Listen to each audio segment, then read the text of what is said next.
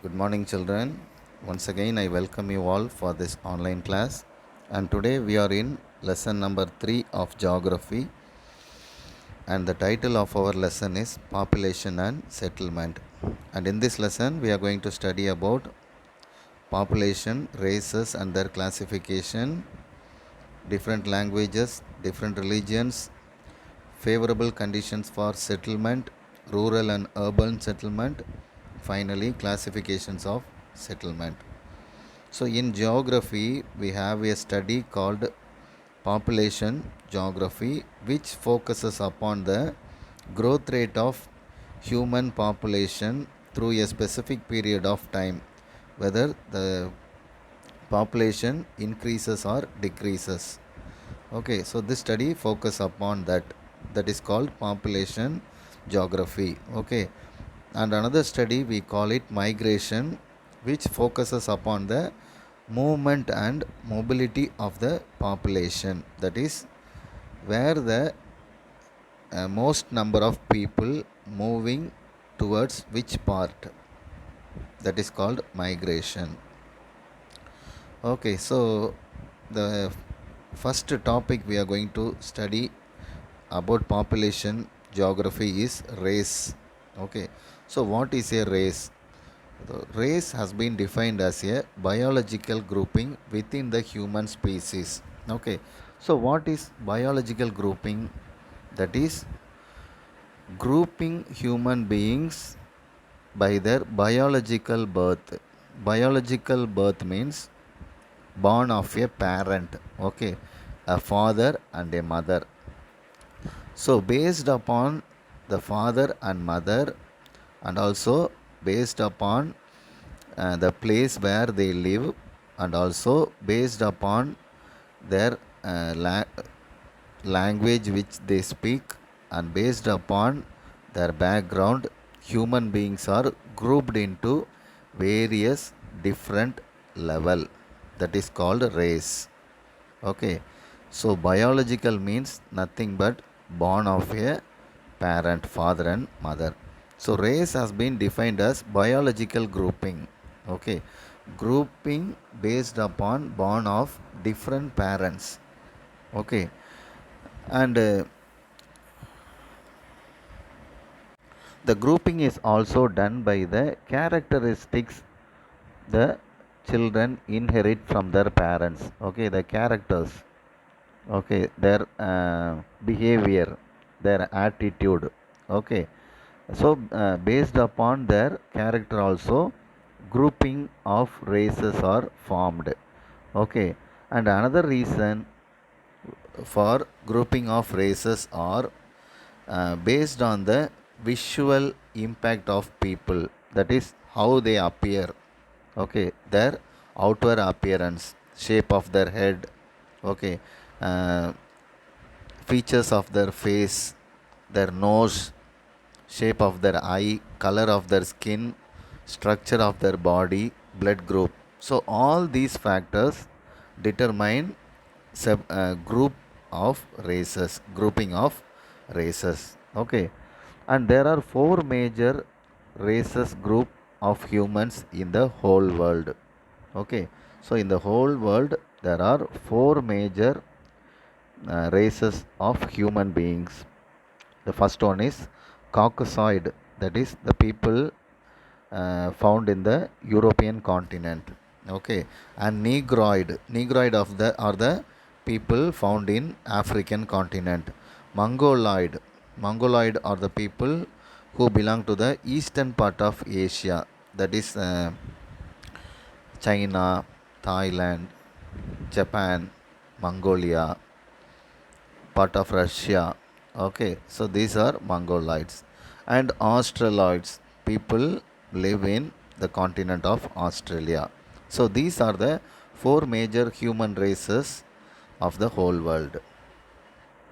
So look at the appearances of human beings belonging to different race. So the first one is European, second one is African, okay, third one is Eastern Asian, and the fourth one is Australian. Okay, Okay, so now we are going to study about each and every race one by one. First one is Caucasoid. Okay, Caucasoid. So the Caucasoid is known as European race. This group is the one with fair skin and dark brown eye, wavy hair and narrow nose. Okay, so description about the Europeans are given in the Caucasoid group. Okay, so their skin is fair in color, that is brighter in color. Okay, whitish in color, and their eyes are dark brown color, and their hair are wavy hair. Wavy hair means soft hair. Okay, and finally narrow nose, that is long nose. Okay, so the next group is Negroid. So the Negroid people, they have dark eyes, black skin, black woolly hair, wide nose, long head and thick lips. Okay, so these are the descriptions about Negroid people. Okay, so they are black in color, the hair is thick and woolly. Okay, and their nose is wide, and they have long neck, and their lips are thick in nature. And the third group is Mongoloids. Okay, and the Mongoloids are Asian American race, that is the mixture of Asia and American people. Okay, and their structure, their appearance looks like light yellow to brown color skin. Okay, and they have straight hair, flat nose, broad head and medium nose. Okay, so these type of people are found in Asia and Arctic region. And the last race is Australoid race. And these people have wide nose, curly hair, dark skin, and they are shorter in height. These people live in Australia and Asia. Okay, now we are going to study about races in India. Okay, so in India there were only two major groups of people live. Okay, so one type of people they are called Dravidians and other people are called Aryans. Okay, so initially only India was occupied by Dravidians. Okay, they are dark color skinned people. But during period of time when Aryans migrated from the Middle Eastern countries into India, the Dravidians started to settle in the southern part of India. They migrated into southern part of India, and the Aryans they settled in the northern part of India. So these Aryans were fair skinned people, fair color skinned people. Okay. So in India we have two races of people. One is Aryans who are fair skinned people, and Dravidians who are dark skinned people belonging to southern part of India. Okay, now we are going to study about religion. So what is religion? It is a particular system of faith and worship.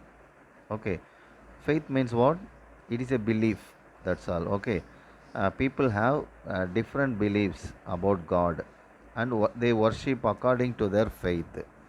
Okay, so religion is a symbol of group identity and cultural rallying point. So people are also grouped according to the religion, and also their cultural practice also differ. Okay, people belonging to different religion follow different practices in their life. And classification of religion. So religions are classified into three categories. One is universalizing religion, ethnic religion, and tribal or traditional religions. So in universalizing religion we have Christianity, Islam and Buddhism. And in ethnic religions we have Judaism, Hinduism and Shintoism. And in tribal and traditional religion we have animism, shamanism and shaman. So what is universalizing religion? The religion which spreads, okay, uh, throughout the world, that is called universalizing. Okay, religion which spreads throughout the world. Okay, Ethnic religion means religion which belongs to only specific group of people. It is not universal, only to certain group of people. Tribal or traditional means religion which belong to only some tribal people, only a small group of people, not a large number of people. Okay, so these are the three classifications of religion. Okay, now in this tabular column we can study about different religions and what their place of worships are called. Okay, so for Buddhism their place of worship is called vihara. Okay, and Judaism you call synagogue. Hinduism we call temple. Okay, we move into the next topic, language. So, what is language? It is a great force of socialization. Language is a great force of socialization. Socialization means what?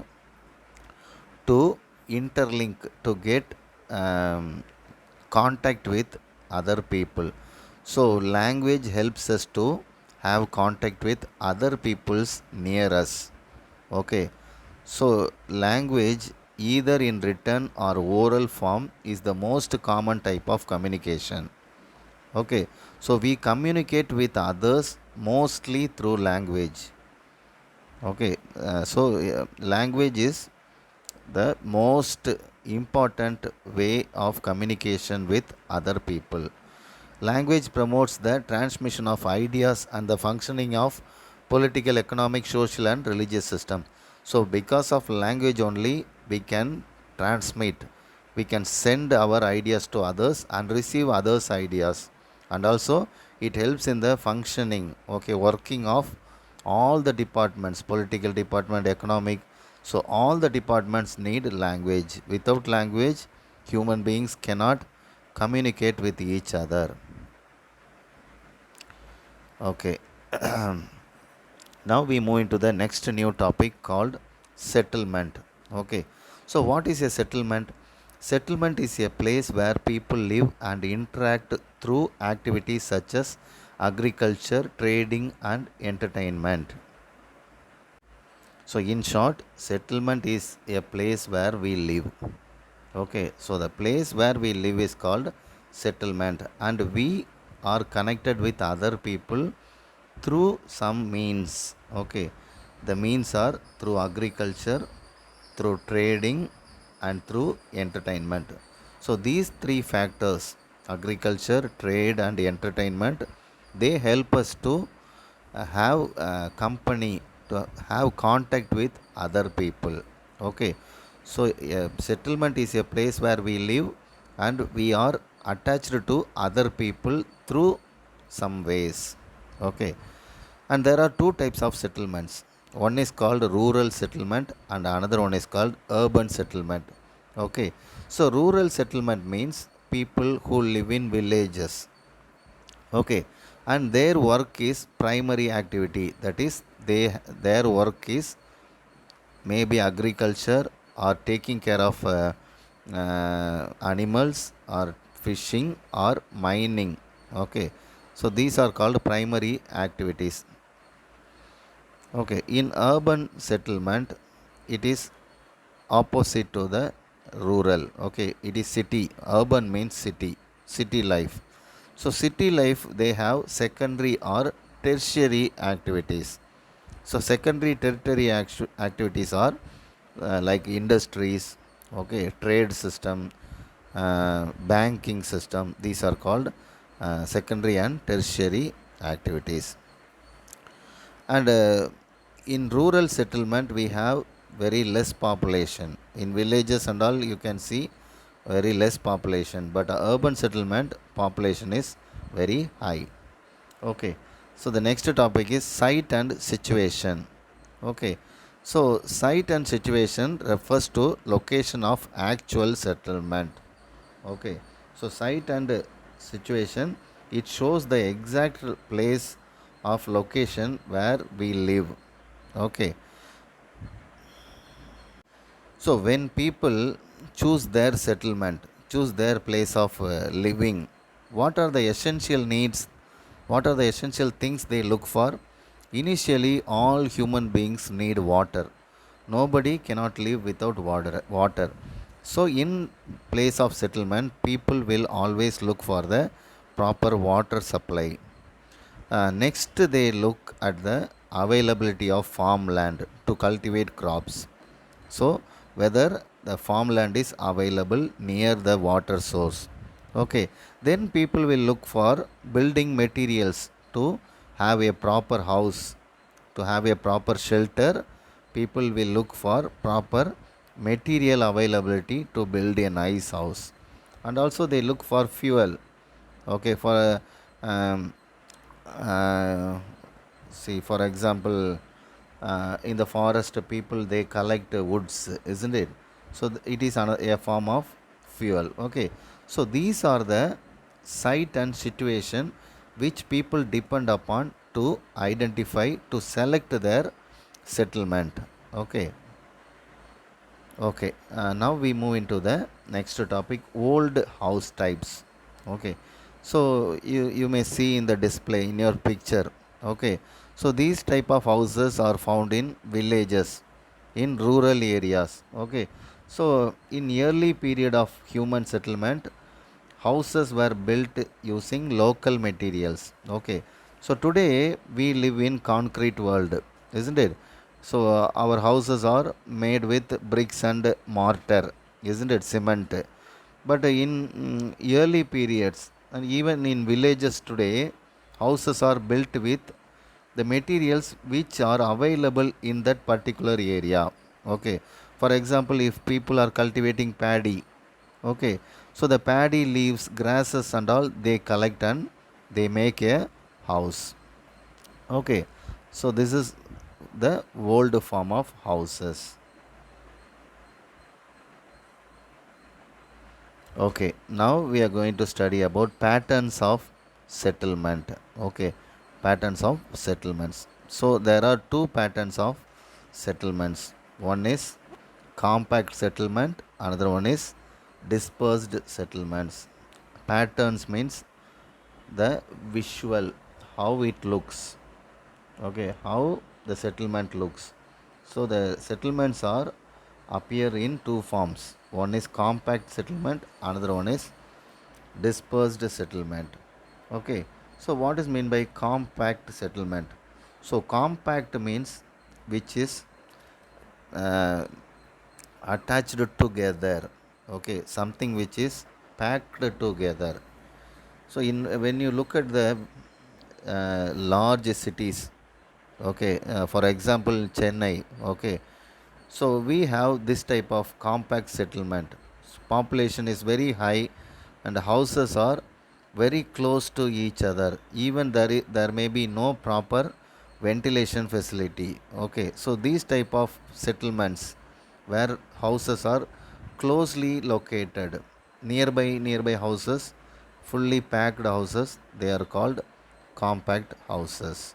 Okay, so these types of houses are found in the fertile plains and river valleys. Because of water availability and good land, people settle more in this place. Okay, and example of compact settlements in India are northern plains and coastal plains of peninsular India. So in northern plains and coastal plains we have compact settlements. Dispersed settlements are exactly opposite to the compact one. People are not closely located. Okay, they are apart from one another. Okay, if for example, if one house is here, another house may be nearly 100 meters away. So they are called dispersed settlements. Okay, houses are not nearby located. So these types of houses are found in hilly areas or bad weather locations or thick forest or in grasslands. Okay, or farmlands where people very less only live. Okay, so in these type of settlements, you have proper gap between one house and the other one. So examples of dispersed type of settlements are the Ganges Delta, Thar Desert of Rajasthan, and the foothills of Himalayas and Nilgiris. Because of extreme climate in Rajasthan, these type of settlements are found. Uh, More people do not prefer to live in this type of place. Okay. Another topic I left. Another one is rural settlement. So the next topic is hierarchy of settlements. Hierarchy means what? Rank in the settlement. So from number one to uh, lower rank. Okay. So settlements are divided into two, rural and urban. And rural settlements are further divided into isolated hamlet, village, and small market. And urbans are divided into three, town, city, and conurbation. We'll study about them in future, later class. Okay, so now we are in the next topic, rural settlements. So rural settlements are, as we studied earlier, it is settlement near the water bodies such as rivers, lakes, and springs of water. And the land near the water will be fertile and it is suitable for agriculture. Okay. So people of majority, they prefer to live near the rivers and coastal plains.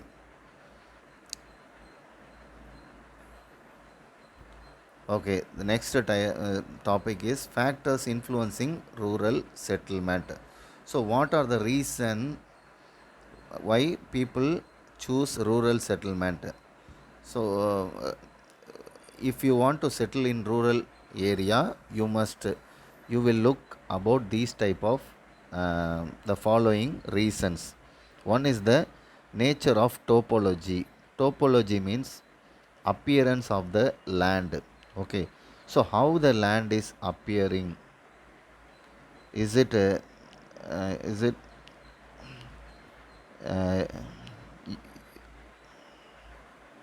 suitable to our life? Okay, is the land system uh, is facilitating our need? Okay, is it properly located? Okay, the next one is people, they look up for the weather condition, climatic condition, whether the climate is extremely high or low, is it suitable for the work we do. Okay, next one is soil and water resources. Then the people in rural, when people prefer rural settlement, they look for whether the soil is rich in minerals. Is the soil good for plantation, cultivating crops, or proper resources are available. Okay, then they look for social organizations, whether some common organizations which is useful for the farmers, they look. Another one is economic condition, the place have proper economic facility. So these are the five important factors people look before they settle in the rural areas. Okay, the next topic is pattern of rural settlement. So pattern means shape.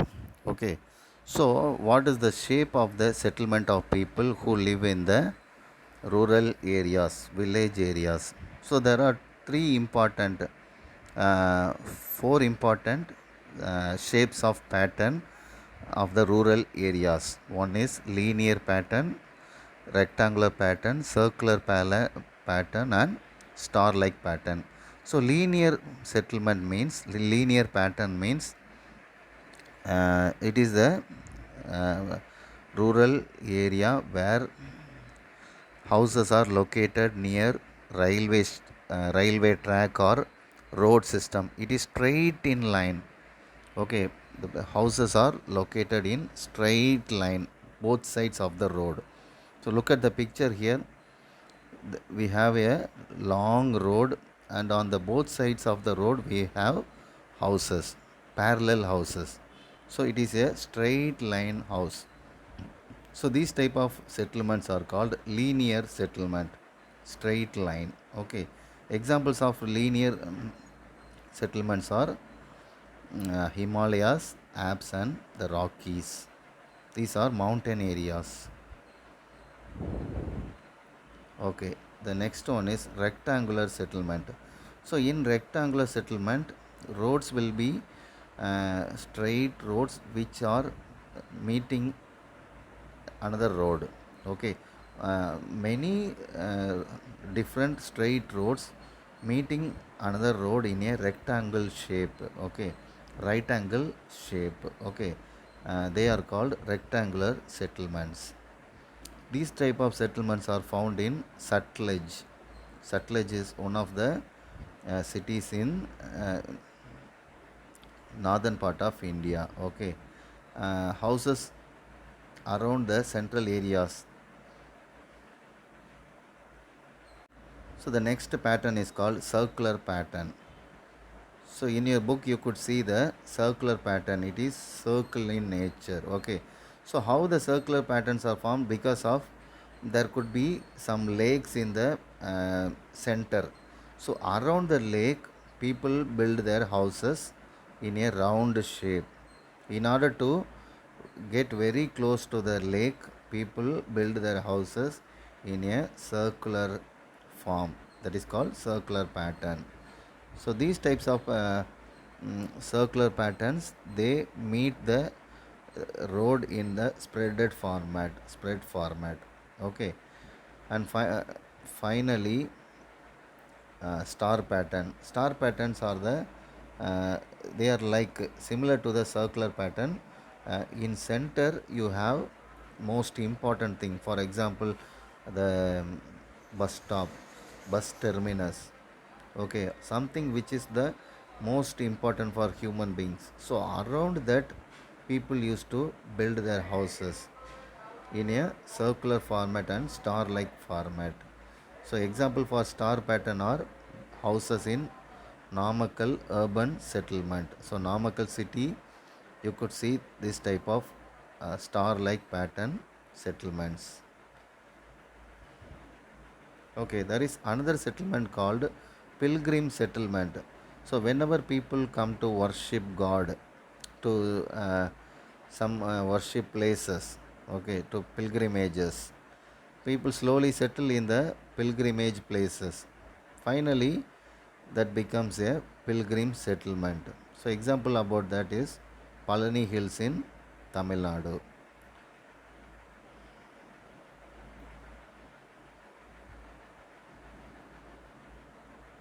Okay, the next topic is urban settlements. We till now we studied about rural settlements. Rural means village. Okay, urban means city settlements. So people living in city, they depend upon secondary and tertiary activities. Secondary means the industries. Okay, tertiary activities means banking system. Okay, they are the second and third activities. So here people do not do any primary activity. In cities, people do not do any agriculture, taking care of animals. Okay, these are primary activities which happen only in villages. Okay, so these urban settlements are cities and towns. So the word urban is often used for town, city, and mega city conurbation and megalopolis. Okay, so classification of urban settlements. First, we studied about the classifications of rural settlement, isn't it? Now we are going to study about urban settlement classifications. So urban settlements are classified on the basis of the size and population, the size of population, occupational structure, and administration. So depending upon these three ideas, they are divided. Urban settlements are divided. One is through the size of population, how many people live. Second one is occupational structure, business activities. Based upon the business, they divide. Finally, administration, management of the place. So these are the three important things which divide the urban settlements. So in urban settle classification, first one is town. Okay, so what is a town? It is a place where population of 5,000 people, more than 5,000 people settled. That place is called town in the urban area. Okay, in urban area, when the population is becomes more than 5,000 people, it is called town. The next topic is cities. Okay, so cities are they are different from towns. Okay, it is a settlement where large number of people live. Okay, the population in cities are more than 1 lakh people. Okay, if any place having population more than 1 lakh people, it becomes a city. Megacity. Megacity means it is a very large city, okay, of population more than 10 million people. So 1 million is 10 lakh people. So 10 million means nearly 1 crore people. So if a place having more than 1 crore people, it is called mega city. Okay. Example are Canton, Tokyo, Delhi, Mumbai. These are called mega cities. Okay. So the World Health Organization, it gives advices have to have a proper health system in good cities. So if the city must be called a healthy city, it must have a clean and safe environment. It should meet all the basic needs of the people, that is proper food, proper water system, the proper shelter. Okay, and also it involves the community in local government. So the local government should support the all the needs of the people and provides easy accessible health service. So all the hospital, clinic facilities and all available. So if a city having all these features, they are called healthy city. Okay, the next topic is megalopolis. Okay, megalopolis. So megalopolis means it is a very large conurbation. That is, people are attracted into that nearby place. Okay, into the near of the city. Large cities, they are attracted towards it and they started to settle as near as possible to that large, very large city or town. Okay, so its population exceeds more than 10 million. So 1 million is 10 lakh.